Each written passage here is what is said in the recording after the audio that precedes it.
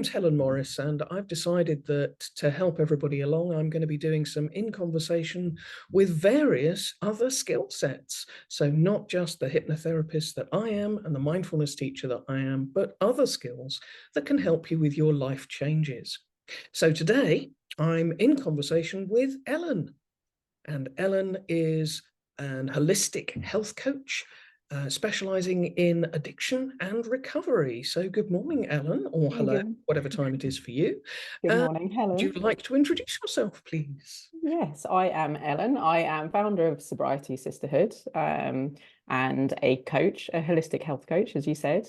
And at the core of the holistic health coach is my passion, which is sobriety. However, I don't just focus on that. Holistic, meaning that I focus on mind, body, and spirit, and looking at the person as a whole. So there is a number of things that make up wellness, and I really focus on how we can change lifestyle habits to create wellness and move towards wellness, away from dysfunction, disease. And yeah, I've got a well-rounded background, years in the health and fitness industry. I'm a qualified exercise physiologist, nutritionist, but after years and years of really searching for what wellness looked like, for me, sobriety kind of moved that on. And now it's my passion in helping other people move towards wellness. So you also practice hypnotherapy. Tell me a little bit more about that, and how can that help in the recovery or in the sobriety world too? Hypnotherapy, I genuinely thought was just a stage act. It's Okay. and I can assure you that as a hypnotherapist, I don't make you quack like a duck or bounce around the room like a kangaroo.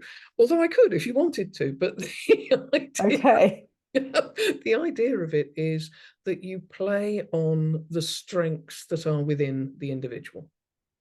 Okay. So hypnotherapy is about taking yourself into the meditation state that we do with mindfulness. So the formal mindfulness practice where we're focused and we're really concentrating. And hypnotherapy allows you to go one level deeper. Okay. And how is that done? By guidance. You can do it for yourself. You can learn how to do it yourself. And I do teach people how to self-hypnotize. But to start with, we start by achieving that relaxed, calm meditation state. And then from there, and as I'm talking about it, I'm finding I'm lowering my tone and I'm slowing down. And I can feel my body like rest and digest. I'm starting to do it because I'm talking about it and I'm thinking about it. And that's the way that we start to bring you down very gently into that relaxed state so that you reach within yourself a state of calmness and safety and relaxation and peace. And then I take you still deeper. And that is where the trust element comes in. There has to be an element of trust between the therapist and the client. There absolutely must be, because I'm going to be talking to you while you're really in your subconscious state. So instead of being full of all the conscious mind and thinking about what's happening and being aware of what's going on, I'm actually saying, just let yourself go. And everybody has been in a hypnotic state at some point. Ever driven somewhere and wondered how you got there? Oh, yes. I used to do that frequently. There was always one road in particular that I would be like, oh, where am I? Oh, I'm here. Oh, wait, how did I get past that? Hypnotic state. Okay. Been absorbed in something and not heard people talking to you. So is that the equivalent of a flow state we would talk about in exercise? Yes, absolutely. Movement. Yeah. Okay. Yeah, it's exactly the same, apart from the fact that you're not physically moving about. And so what you're doing is you're accessing that state. And whilst there, your therapist, me, is talking to your subconscious and talking with you at a subconscious level about the things that you want to reaffirm and the things that you want to change. It all comes from you. Okay. So bringing that back to sobriety, how does that help for people who are maybe struggling to get past day one or struggling to maintain sobriety? Well, I've worked with one particular client who was feeling particularly concerned over cravings, and I keep getting the cravings, and I don't know how to deal with the cravings, and I've thought about it, and I'm doing deep breathing and all the usual techniques that we have. So in the hypnotic state, what I suggested to her was that she reaffirmed to herself that she does actually have that capability to manage the craving. And when the craving happens, she will automatically be able to deal with it. So it's reinforcing that automated approach that you've already been doing as part of your day, but you have to do it consciously. Mm-hmm. It's reaffirming the unconscious automatic responses. Okay. So for somebody who's dealing with cravings, everybody does, physiologically, if nothing else to start with, when you start to feel that craving happening in the hypnotherapy, what we're doing is we're giving you the tools to say your automatic response will be to ride the craving out, rather than your automatic response will be to worry about the craving. Okay. So it's actually programming your mind to say, this is how I will respond when this happens, but not on a conscious level. That's the important part of this. So it's different from the meditation in that what you're doing is you're getting your unconscious trained by someone guiding you through that training. You're rewiring the brain. Rewiring the brain. Okay. Yeah. Okay. And what about for people who've been through trauma or complex trauma? Is this something you work with people who've been through that? Yeah. Very carefully. Okay. Has to be incredibly careful. But again, in the state of, and one of the things that's very important with the hypnotherapy state is that we find a place of complete safety for you. Yeah. So as you go into that hypnotic state, the first place we will visit will be somewhere that you feel secure, safe, protected, completely at ease. And that is a place that you can go in your imagination at any time. Very often I'll give people a trigger word or ask them to get a trigger word so they can take themselves to that state. So at no point are we in any danger of causing any issues.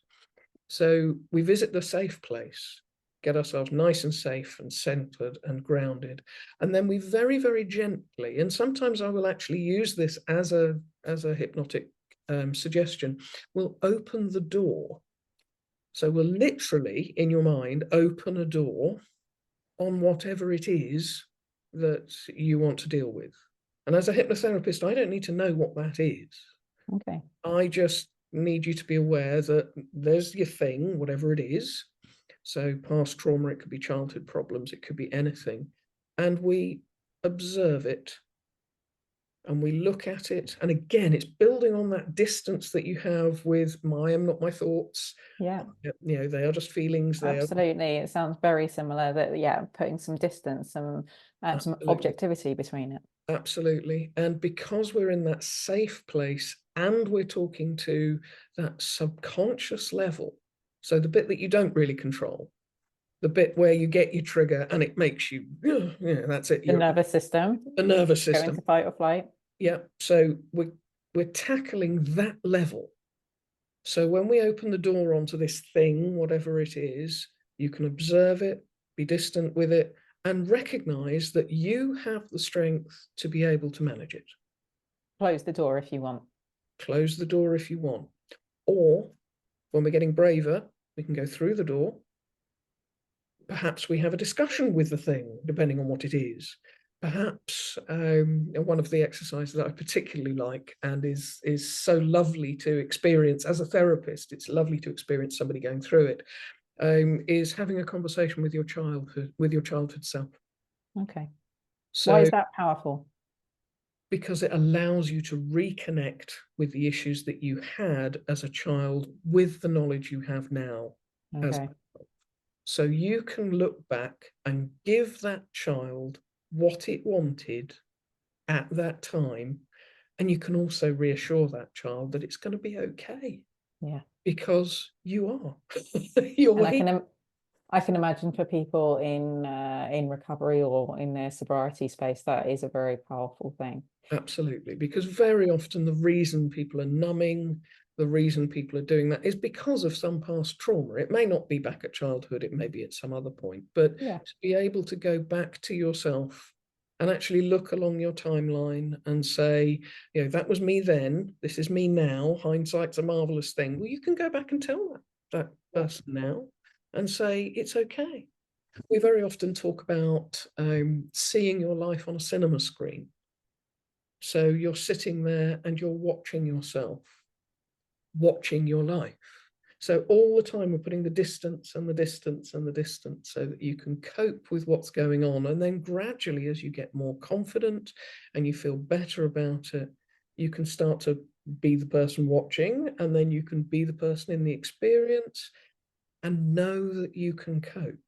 And all the time, we've got a safe space. So if Yeah. anything starts to get worrying, back to your safe space. It's interesting when you talk about the safe space. So when I was describing like going walking with the kids and taking a moment to be mindful of that moment, and what can you see, what can you hear, like what can you feel, all those senses. For me, that's about creating that memory of a safe space, Yes, because life can be falling down around you, absolutely. but there is always some kind of moment of bliss within a day. It's not about toxic positivity of always looking on the bright side. It's saying, look, in this moment, right here in this day, no matter what else is happening, this is a happy memory.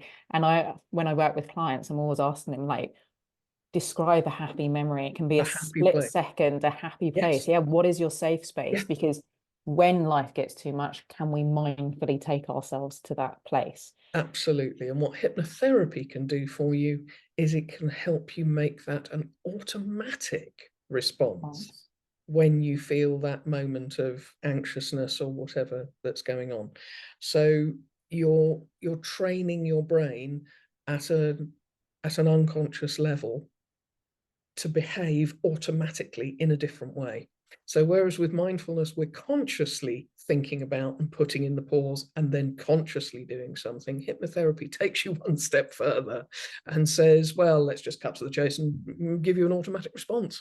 Okay.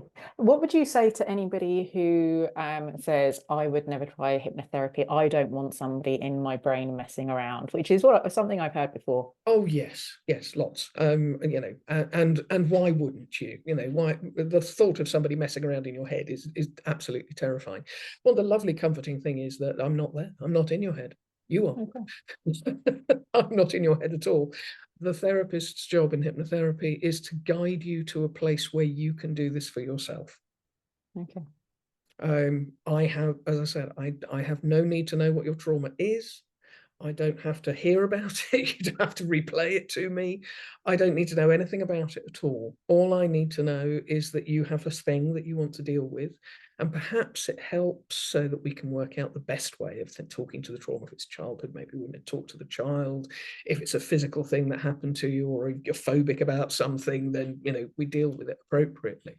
So it does help, but I don't have to know. So I can guide you to a place within yourself where you can do the work. Okay. You Interesting. can bring yourself to play with whatever it is that needs to be there. So I'm not in your head at all. I am simply facilitating you getting to a state where you can get into your head without shutting doors on it. Yeah. And that's what it's all about, right? Knowing that we have control. We are not our thoughts. We are not our emotions. We do have control of knowing that these just pass through us, and they're not here to stay. They Yeah. do not define us. They do not They make us do who we are. not define us at all. And one of the things that led me to hypnotherapy was actually the mindfulness teaching course that I did. And so I have done my hypnotherapy training with the people who taught me mindfulness and taught me how to be a mindfulness teacher, because it is just the next step. The next level. It's the next level of engagement. And it means that you can work at a much deeper level with people and they can find their own strength. It's enormously helpful for struggling with cravings, with pain management, with stresses, with tensions, anything where you have that automatic response to go, hypnotherapy can help you calm that automatic response and turn it into something different. You have to want to do it. I mean, I will say there is an element of, if you're absolutely adamant that hypnotherapy is not for you, then please don't try it. Okay, you have to be in an open space for it. You have to be in an open space. But what I've found is that anybody who has done any kind of mindfulness, formal or informal, and anyone that I talk to and say, have you ever been in that hypnotic state? No, I've never been in a hypnotic state. Ever driven anywhere, not known how you got there? Everybody, once they start to recognize that, they go, oh yeah, actually, yeah, I have. Yeah.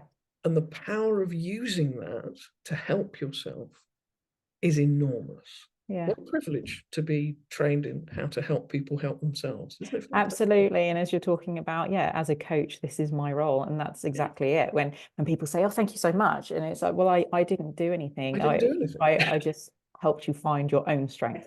Exactly. As a coach, that's our role.